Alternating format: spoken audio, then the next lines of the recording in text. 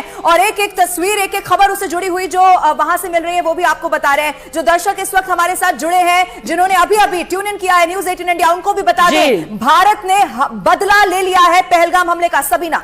बिल्कुल, और लवीना एक खास पैनल हमारे साथ मौजूद है, हमारे सहयोगी हमारे साथ है जो अपडेट हमें यहां तक पहुंचा रहे हैं। लेकिन सबसे पहले कर्नल राठौर आपकी तरफ यहां पर रुख करेंगे। बहुत बड़ा ऑपरेशन, एक सफल ऑपरेशन, एक ऐसा ऑपरेशन जिसने कहा जा सकता है कि पाकिस्तान को असल में उसकी औकात दिखा दी।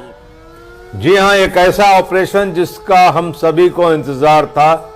भारत ही नहीं, दुनिया के कई मुल्कों को इस बात का इंतजार था। वो देख रहे थे कि भारत पहलगाम का बदला कैसे लेगा। और सबसे बड़ी बात यह है कि पाकिस्तान को इसकी भनक भी नहीं लगी। एक आधा टारगेट हम मान सकते हैं, लेकिन 9 टारगेट्स एक साथ एक बार में इतना बड़ा ऑपरेशन किया और पूरे नॉर्दर्न पाकिस्तान में और पाकिस्तान ऑक्यूपाइड कश्मीर में यह ऑपरेशन किया। हमने बता दिया कि बॉस कौन है, हु इज द बॉस।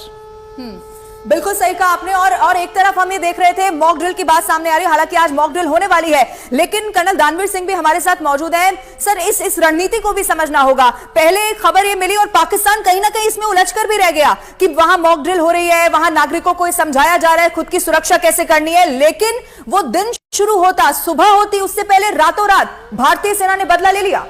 देखिए, पाकिस्तान की स्ट्रेटेजी बड़ी सिंपल थी। पाकिस्तान की स्ट्रेटेजी पुरानी टेक्स्ट बुक से निकाली गई थी, जो हमेशा से वो खेलता आया है।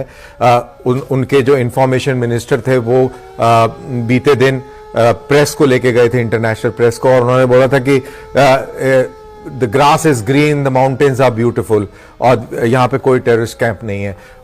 फॉरेन मीडिया में जाकर न्यूक्लियर धमकी दे रहे थे, अलग अलग लेवल पर इसकी बातें हो रही थी, और उनको लग रहा था कि शायद इस तरीके से भारत को धमका के और भारत को शांत कर देंगे, भारत को बिठा देंगे। लेकिन भारत ने भी बहुत सोची समझी रणनीति के तहत पाकिस्तान के टेररिस्ट कैंप्स, टेररिस्ट हेडक्वार्टर्स को टारगेट किया है। इसमें अंडरलाइन बात यह है कि भारत ने मिलिट्री टारगेट्स को सिलेक्ट नहीं किया है, मिलिट्री टारगेट्स को टारगेट नहीं किया है। यह बहुत इंपॉर्टेंट है, क्योंकि पाकिस्तान के अगर मिलिट्री टारगेट्स को टारगेट किया जाता तो पाकिस्तान की फौज के पास में एक लेजिटिमेसी होती रिटेलिएशन करने की, लेकिन अब वो नहीं है। अगर अब वो करेगा तो सवाल ये पैदा होता है कि कहां करेगा। हमारे पास इस तरीके के कोई कैंप नहीं है, तो कहां करेगा? सिविलियन इंफ्रास्ट्रक्चर पर करेगा या सेना पर करेगा, और दोनों में से किसी के ऊपर भी करेगा। जवाब के साथ भी लौटेंगे। जवाब बहुत तगड़ा साफ यहां पर भारत ने कर दिया है कि पाकिस्तान के सैन्य ठिकानों को निशाना नहीं बनाया गया। अगर सैन्य ठिकानों को निशाना बनाया जाता तो देखिए तस्वीर एक अलग होती।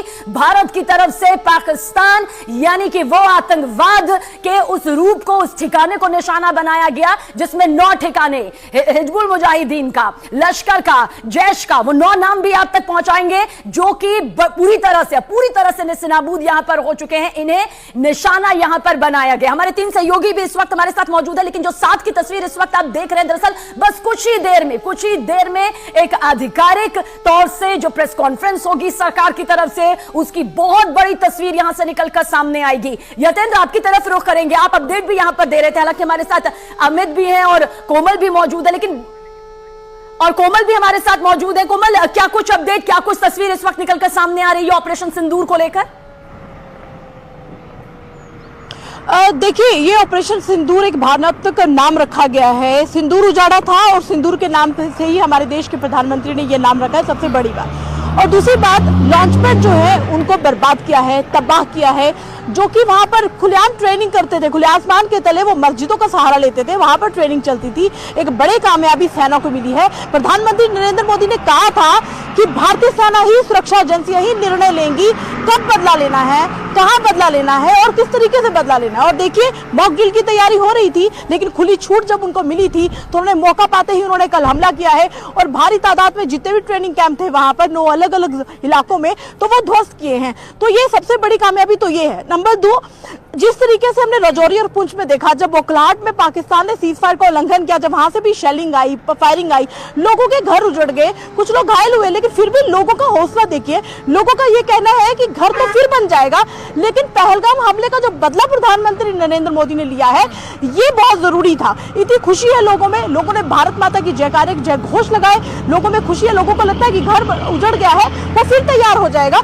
लेकिन अगर पहलगाम हमले का बदला नहीं लिया जाता तो वो तो सारे भारत को होता। और तो आज हर एक एक सी भावना कोमल हर हिंदुस्तानी की थी पहलगाम आतंकी हमले के बाद से ही कि इस बार पाकिस्तान को जरूर सबक सिखाना चाहिए। और देखिए पाकिस्तान में घुसकर भारतीय सेना ने बदला ले लिया है। मेजर जनरल ए के सिवाज हमारे साथ मौजूद है। सर, ये बहुत बड़ी कार्रवाई के तौर पर इसे देखा जा रहा है, लेकिन पाकिस्तान जो बार बार गीदड़ भपकी दे रहा था कि परमाणु हमला कर देंगे, अगर भारत ने कोई कार्रवाई की तो फिर हम पीछे नहीं हटने वाले हैं, हम पूरी तरह से तैयार हैं। वहां प्रधानमंत्री से लेकर राष्ट्रपति से लेकर रक्षा मंत्री बार इसी तरह के बयान दे रहे थे। अब पाकिस्तान के इस वक्त अगर आपसे मैं समझने की कोशिश करूं क्या चल रहा होगा इस वक्त पाकिस्तान में, और क्या कोई विकल्प भी उसके पास है या वो यहां पर शांत हो जाएगा पाकिस्तान? देखो सच्चाई क्या है कि पाकिस्तान के अंदर जो हमने टारगेट हिट किए हैं वो आतंकवादियों के ट्रेनिंग कैंप हैं या उनके हेडक्वार्टर। देखिए हमने मुदिरका में जो LAT का हेडक्वार्टर को किया है और भावलपुर में जैसे मोहम्मद का, और फिर हमने जो 5 हैं वो POK के अंदर टारगेट है, चाहे वो बाग है, कोटली है, मुजफ्फराबाद है, चाक अमरू है, और 4 जो हैं वो कि नॉर्मल पाकिस्तान के पंजाब में है, जो कि एक टेररिस्ट कैंप और टेररिस्ट से लश्कर तौबा और जैसे मोहम्मद थे। हमने कोई भी मिलिट्री इंस्टॉलेशन को हिट नहीं किया। तो पाकिस्तान के पास कोई लिवरेज नहीं है ये कहने के लिए कि भारत ने पाकिस्तान पे कोई हमला किया है। हमने जो उन आतंकवादियों को एक प्रकार से चुन चुन के मारा है जिन्होंने ये कार्रवाई की थी, जो पहलगाम के ऑपरेशन में इन्वॉल्व थे। अब बात आती है कि आप कह रहे हैं बार बार पाकिस्तान दुआएं देता है कि हम न्यूक्लियर स्टेट हैं, न्यूक्लियर हथियार हैं, हम न्यूक्लियर वेपन यूज कर सकते हैं। अगर आप देखें बार बार ये आवाज आ रही थी पाकिस्तान में। देखो ये समझना चाहिए कि न्यूक्लियर हथियार जो है वो बच्चों का खेल नहीं। Nuclear weapon are not weapon of war, they are weapon of deterrence. Pakistan को ये भली बात ही मालूम है, हमारी यूं तो नो फर्स्ट यूज पॉलिसी है, पर हमारे पास पुख्ता सेकंड स्ट्राइक कैपेबिलिटी है। हम ट्राइड हैं, हम न्यूक्लियर हथियार आसमान